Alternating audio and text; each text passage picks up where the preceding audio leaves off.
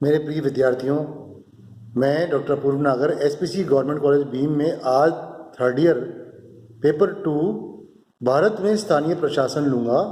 और आज हम जो टॉपिक लेंगे वो है भारत में नगरीय स्थानीय प्रशासन, यानी कि जो हम जानते हैं नगर निगम, नगर परिषद, नगर पंचायत आदि, तो वो हम आज पढ़ेंगे।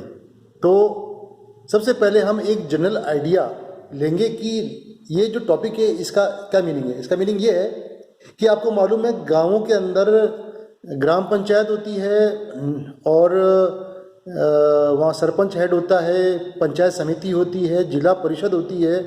उसी प्रकार से नगरों के अंदर नगर निगम बड़ा जयपुर जैसा होगा तो नगर निगम है, और इससे छोटा होगा तो उससे नगर परिषद है।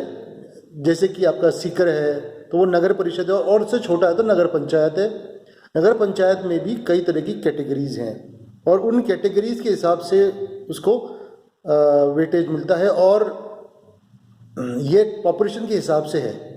तो ये हमको जानकारी लेनी पड़ेगी कि पॉपुलेशन के हिसाब से है तो उस पॉपुलेशन के दायरे में यदि वो आता है तो वो नगर परिषद है, नगर पंचायत है या नगर निगम है या जो भी है। तीसरी बात कि ये जो नगरीय स्थानीय प्रशासन है इसमें शहर में और ये चीज़ें होंगी, लेकिन शहर में और भी संस्थाएं हैं जैसे कि छावनी मंडल।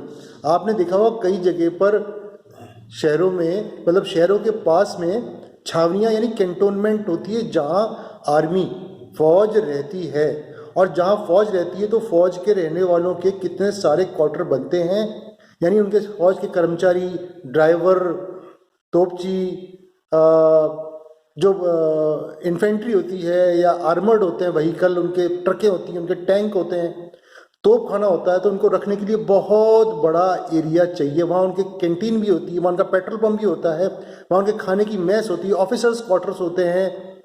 ये सब रखने के लिए आयुध का डिपो भी होता है। तो ये सब रखने के लिए आपको मानना पड़ेगा कम से कम एक छावनी मंडल का एरिया कम से कम 2 किलोमीटर बाय 2 किलोमीटर या 3 किलोमीटर बाय 3 किलोमीटर तो होता ही होता है, क्योंकि बहुत बड़ी जगह छावनी मंडल को चाहिए।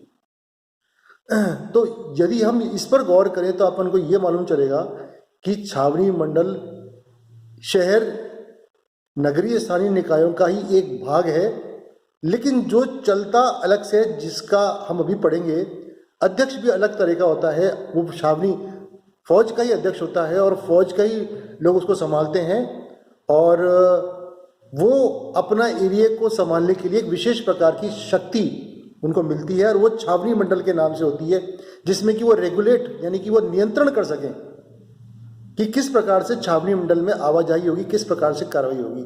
फिर उसके अलावा हमारे अन्य समितियां हैं जैसे कि कस्बा क्षेत्र समिति, कस्बा छोटा कस्बा, जो कि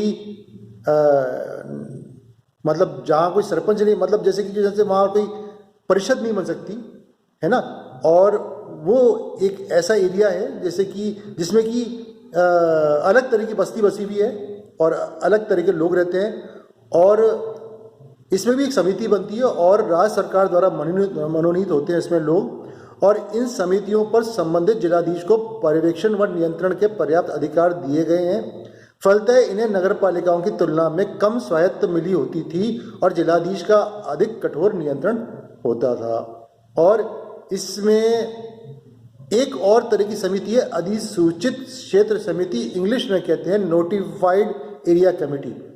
ये नगरीय प्रशासन की भी एक और तरह की समिति है, और कुछ राज्यों में उन क्षेत्रों में जहां राज्य सरकार अनुभव करती है कि उनमें नगर पालिकाएं स्थापित नहीं की जा सकती, वह अधिसूचित क्षेत्र समिति स्थापित करी जाती है। नए विकासशील नगर या पर्यटन की दृष्टि से विशेष महत्व रखने वाले नगर अथवा छोटे कस्बों में भी इनकी स्थापना की गई है। इनकी स्थापना राज्य सरकार कोई अधिनियम बनाकर नहीं करती, परंतु उनके निर्माण की सूचना राज्य सरकार द्वारा सरकारी राजपत्र गजट में अधिसूचित कर दी जाती है, इसलिए इसका नाम अधिसूचित क्षेत्र समिति होता है। इन क्षेत्रों में राज्य के नगरपालिका अधिनियम के केवल वे ही नियम होते हैं जो सरकारी राजपत्र में अधिसूचित कर दिए जाते हैं। सरकार को यह स्पष्ट अधिकार होता है कि वह अपनी अधिसूचित इन क्षेत्र में समितियों को अधिकार दे दे। अधिसूचित क्षेत्र समिति प्रायः सरकार द्वारा मनोनीत होती है और निर्वाचित सदस्यों का इसमें अभाव होता है।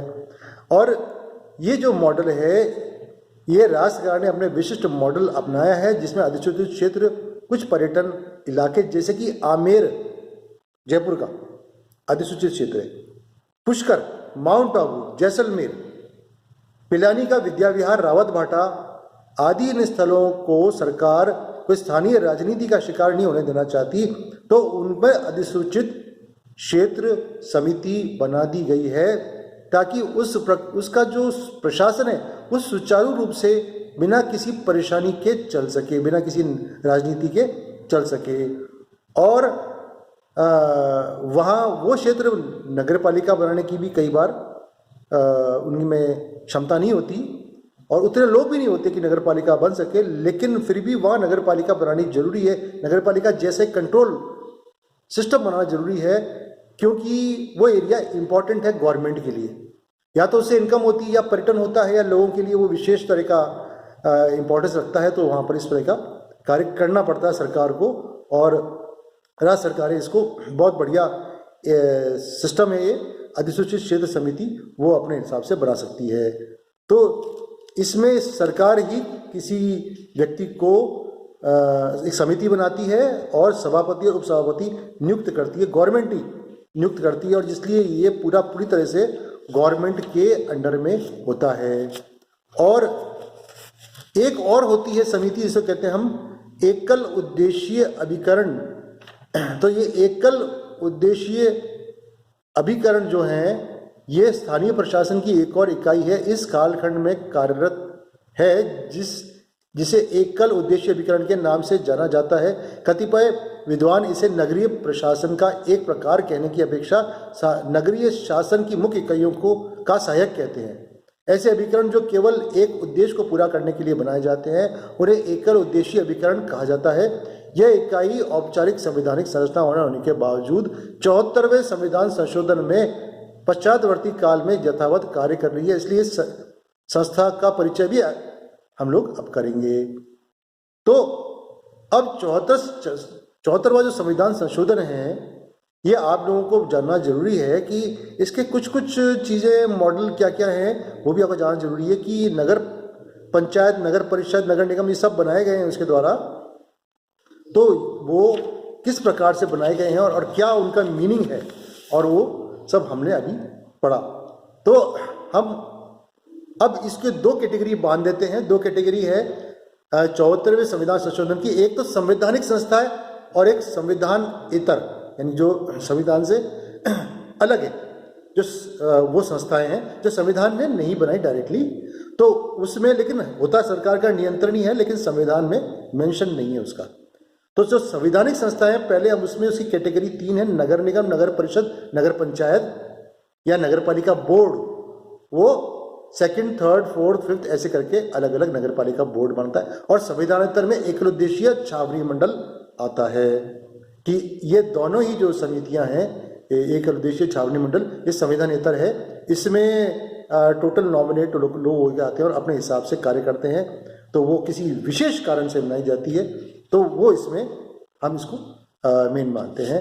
और यहाँ आप सुन लें कि नगर निगम 5 लाख के ऊपर जनसंख्या, हालांकि अब तो संख्या आप जानते हैं जयपुर में बहुत ज़्यादा हो गई है, यदि काउंटिंग हो तो 50 लाख के ऊपर हो गई है, लेकिन फिर भी हम ये मानते हैं कि नगर निगम है उस एरिया के लिए जहाँ पर कि बहुत बड़ा नगर है, 5 लाख से अधिक है। नगर परिषद जहाँ 1 लाख से 5 लाख, और नगर पालिका जहाँ 1 लाख से कम, समझ गए आप, 1 लाख से कम में नगर पालिका बोर्ड वहाँ होगा। नगर परिषद इससे ऊपर है 1 लाख से 5 लाख, उससे ऊपर है नगर निगम, 5 लाख से ऊपर वहाँ नगर निगम बन सकते हैं। लेकिन हम देखते हैं व्यवहार में थोड़ा बहुत इसमें फर्क आ जाता है, और जो बड़ी सिटीज़ हैं वो सारी नगर निगम नहीं होगी, बाकी 5 लाख से अधिक बहुत सारे नगरों की पॉपुलेशन है।